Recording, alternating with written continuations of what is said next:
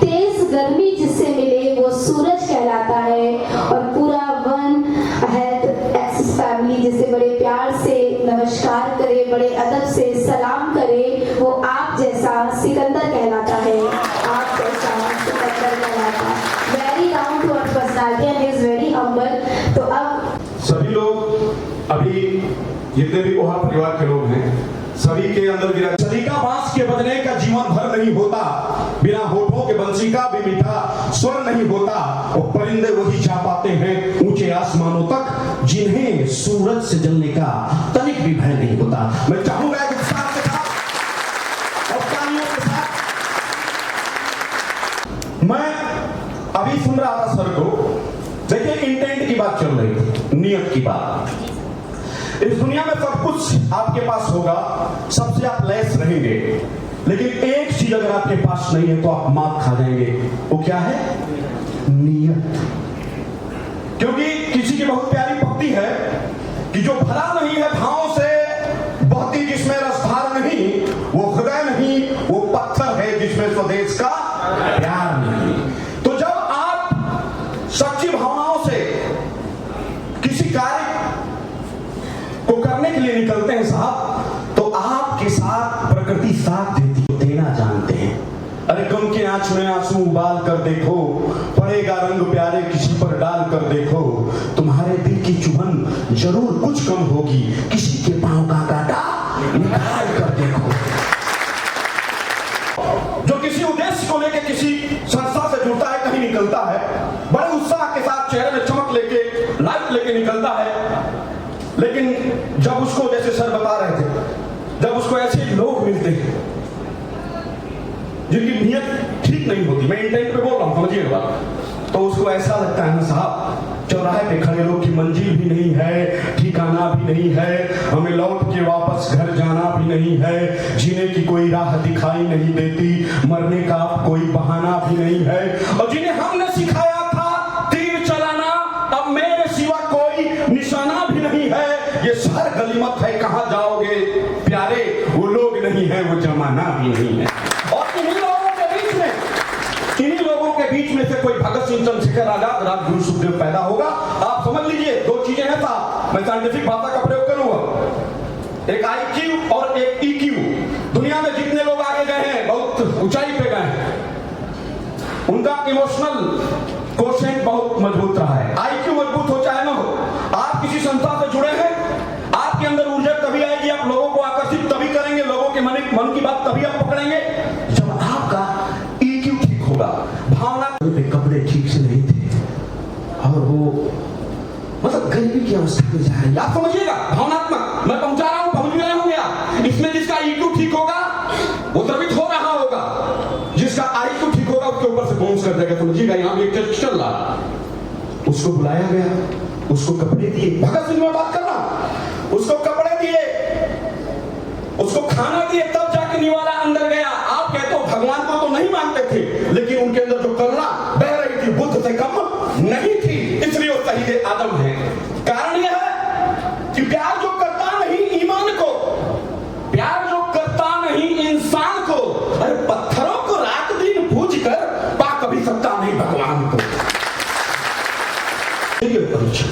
क्योंकि इस नदी की धार में ठंडी हवाएं आती तो है, नाव जर्जर ही सही लहरों से टकराती तो है, एक चिंगारी कहीं से ढूंढ लाओ दोस्तों इस दिए में। लेकिन बात में उनके अंदर एक और अंदर से अरे कीड़ा कि मुझे साहित्य लेना है।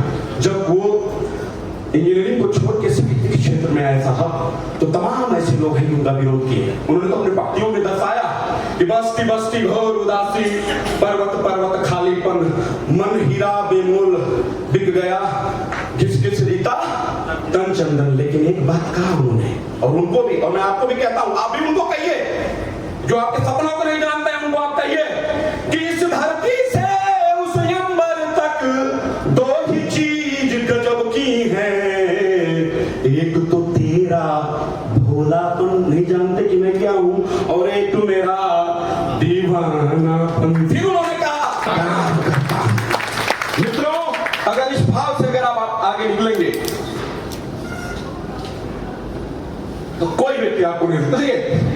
Vivekananda ji Chicago city America में गए तो लोगों ने उनको बड़ा प्रताड़ित किया, यहाँ तक कि उनके शब्द हैं कि वो अछूतों का व्यवहार करते थे। कैसा व्यवहार करते थे? कहां से आया? झोला टांग के। लेकिन देखिए उनके पास अध्यात्म की शक्ति थी, सत्य की शक्ति थी। सांचे श्राप न ला गई, सांचे काल न खाए। माँ बाबा ने मानस में लिखा कि सांचे श्राप न ला गई। अगर आप सत्य पे चलना, बहुत बड़ा फक्कर, बहुत बड़ा फकीर आए और मैं तुम्हें भस्म कर दूंगा, कुछ नहीं कर पाएगा। क्यों? क्योंकि सांचे श्राप न ला गई। वो कहां लगेगा? जहां मौका पाएगा ना। सांचे काल न खाए, काल भी नहीं खाएगा। और साच ही जो चली है, ये फिलॉसफी है। ताको कहां नसायु नष्ट नहीं हो सकता। और जब गए साहब तो आपको मालूम है कि स्वामी विवेकानंद जी को अगर याद किया जाता है तो उसी सभा के लिए। अगर तुम ठान लो तारे गगन के तोड़ सकते हो, अगर तुम ठान लो तूफान के पथ मोड़ सकते हो, अगर तुम ठान लो तो विश्व के इतिहास में एक नया अध्याय जोड़ सकते हो। मैं तालियां चाहूंगा। स्वामी विवेकानंद जी के बाद एक और पर्सनालिटी है। आज मेरा सेशन इन्हीं से रिलेटेड रहेगा।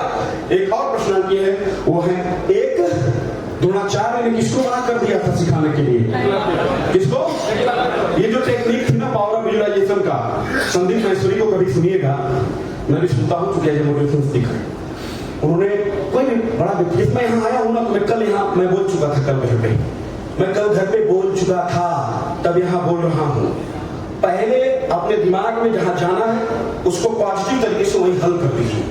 ये होगा कल होना है। अगर आपके दिमाग में उसको स्वीकार कर लिया, ब्लूप्रिंट आपने बनाया, वही होगा। हजारों लाखों लोगों के बीच में मैं बोल रहा हूं, मैं इतना बड़ा नेता, तमाम लोगों की अलग अलग ख्वाहिशें हैं और ये किए नहीं, हम तो बस यही करेंगे। अरे जो आप करेंगे, आप टेम्पू चलाने का अगर रखें तो वही रहेंगे आप देखिए कई ऐसे लोग हैं जो मजदूर हैं और आज करोड़पति हैं। क्यों? जब मजदूर थे तो वो विजुअलाइजेशन था, लेकिन कुछ और कर रहे थे। विजुअलाइजेशन पढ़ाई के ठेकेदार, अब ठेकेदार बनना है, तो ठेकेदार बने तुरंत भेजेगी वो उपस्थिति क्रिएट करेगी आपको कि मुझे धनुधर बनना है, और वही मान लिए तो तुरंत सोचा नहीं, यहाँ तो आपसे सीख के उनसे सुन के जाएंगे।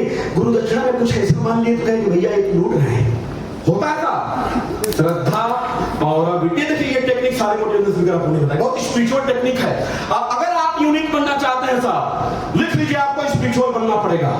अगर आप स्पिरिचुअल नहीं है तो आप साधारण रह जाएंगे, साधारण औसतन रह के जी के चले जाएंगे। तमाम ऐसे लोग हैं आपके मोहल्ले में जो मर के चले जाते हैं, 300 करोड़ की संपत्ति होती, कोई नहीं जानता, और एक लड़का बहुत ज्यादा पैसा नहीं कमाया लेकिन उसको पूरा एरिया जानता है, ऊर्जावान होता है, एनर्जेटिक होता है, उसके अंदर विजुअलाइजेशन अच्छा होता है। अरे फलाने, अच्छा उसको तो मैं जानता हूं, और थोड़ा सा दुष्ट है लेकिन, और आगे चल के पता चला वायु में भर्ती हो गया, एक कर्नल बन गया, ऊर्जा थी तभी ना। अब बोकाराम न घर के हुए ना घाट के, दुविधा में दोनों गए, न माया मिली ना राम। तो इसलिए एक पत्ती के साथ मैं तालियों की गड़गड़ाहट चाहूंगा कि जज्बे रहमत की इबादत को मत भूलिए, जज्बे रहमत की इबादत को मत भूलिए।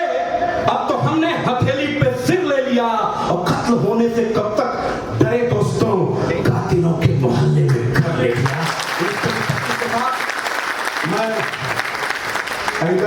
लोग तालियां, मैं चाहूंगा तालियां एकदम दिल से देंगे, तालियां पहले बजाइए। और देखिए उनके भाई हूं, किसी का बड़ा भाई हूं, लेकिन मैं चाहता हूं, मेरा जीवन का एक उद्देश्य है, मैं प्रोफेशनल तो हूं लेकिन इमोशनल ज्यादा हूं कि मेरे किसी बात से अगर किसी व्यक्ति का जीवन बदलता है, हो सकता है मेरी जवानी में मुझे कोई आस्तोची नहीं मिला, कोई संदीप महेश्वरी नहीं मिला, हो सकता है मैं कहीं और होता, लेकिन मैं ऐसे लोगों को ऑब्जर्व करूंगा जिनके जीवन में कोई तकलीफ हो, पर्सनल भी कुछ होता है, लोग नहीं बताते हैं, सार्वजनिक, वो हमसे संपर्क कर सकता है। एक भक्ति के साथ मैं अपनी वाणी को विराम दूंगा और चाहूंगा कि तालियों की गड़गड़ाहट हो कि फैसला जो कुछ भी हो मंजूर होना चाहिए, इश्क हो या जंग हो भरपूर होना चाहिए। कटती है उम्र जिनकी पत्थरों को तोड़कर, अब तो उनके हाथों में कोई